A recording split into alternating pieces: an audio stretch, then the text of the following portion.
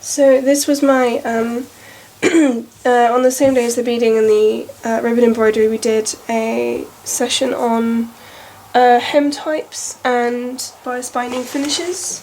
This is my bias binding sample. I made the bias binding, I found it quite difficult because when fabric is cut on the cross it's quite stretchy, so it was wasn't really doing what I was telling it to. Also, ironing over the joins in the bias I found really difficult because the extra fabric makes it very bulky. And Jade said that if you're making a costume you can put extra fabric in here, so you leave the extra seam allowance, because if the costume, if it needs taking out, if you need to, like if it's around the bottom of a hem and you need to make the skirt wider, you can just like let it out in the bias as well as the actual costume, like the fabric of the skirt.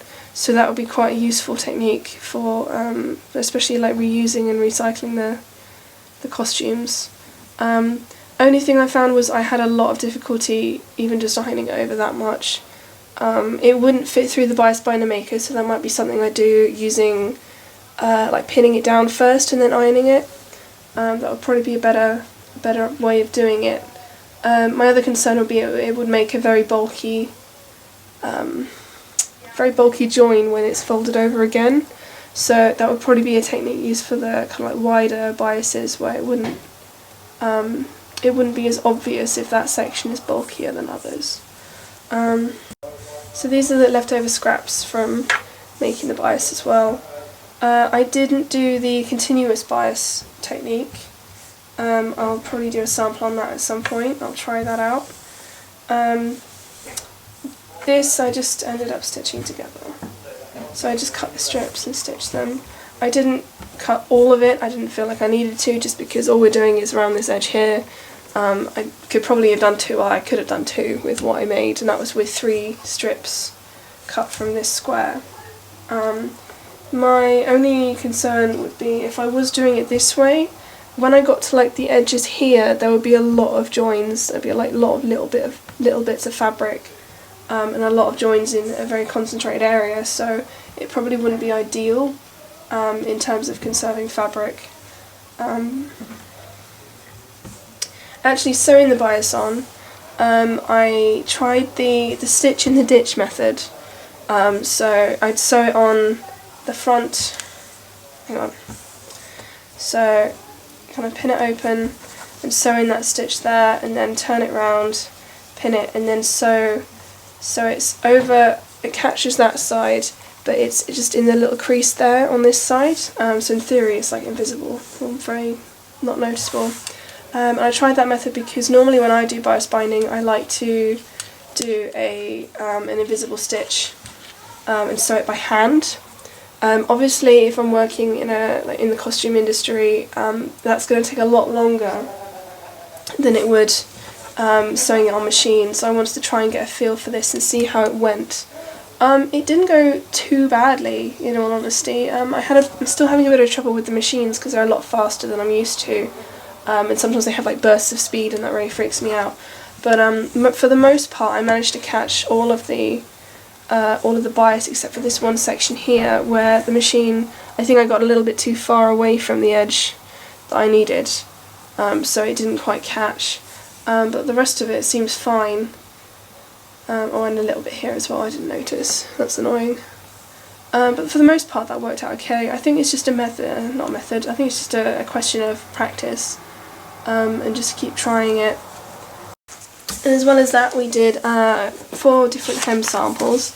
So we have 2 that were done on machine and 2 were done by hand. So the 2 that were done by machine, it was the overlocked top stitch.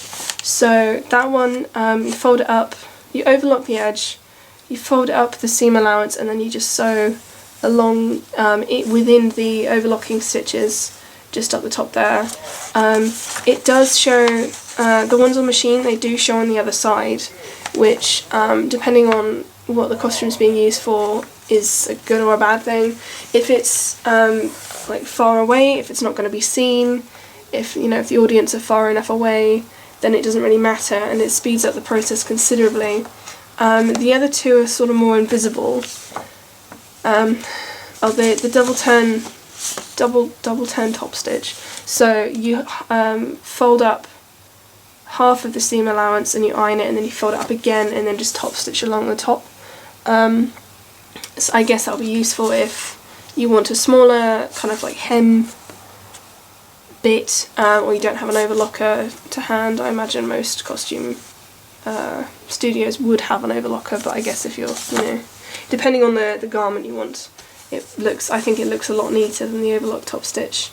So I guess also for like double-sided things or reversible things, it would probably be a good idea. The two hand machine ones, not hand sewn ones. There's the herringbone stitch, which I'm familiar with already. So you just grab like one or two threads from the fabric here, and then you crisscross over, so it's sort of like a little herringbone. It's not visible or barely visible at all on the other side, except for like tiny little pinpricks, which is ideal. With this kind of thing, you probably want to overlock it as well, just because it's unlikely to fray, but it might still fray, so it just kind of helps neaten it up a little bit.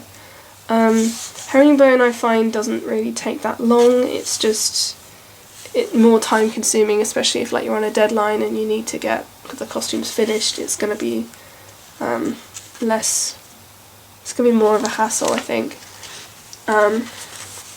You can also probably use that for like seams for heavier like woolen fabrics, so like coatings you can use to kind of help hold the seams down. I've used this in because I made a winter coat a couple of years back now, and it really helped with reducing the bulk in the seams and making them a lot neater and kind of flatter on the outside. So you can kind of do it that way. The other one was slip stitch, which is entirely invisible from both sides. It's basically the same as the double turn, so you fold it up once, half of the sewing allowance you want, and then fold it up half again, and then you do like you grab a few threads from the front of the fabric, and then you just kind of like feed it through the channel made by the crease, and you just kind of keep going backwards and forwards. And again, it's just the pinpricks on the other side, so that would be really good for if you're if like a costume is like up close and personal, so if it's like a smaller theatre, or if it's like a reenactment type thing, probably that would be really useful. Or if it's like reversible, so that is quite a useful stitch. I use that myself quite a lot again. I find the hand sewing machine, I keep saying that hand sewn ones I prefer. I also actually use that technique on the bias binding as well when I stitch it, just to kind of give it a neater finish on both sides. But again, it's just a time thing is the only problem.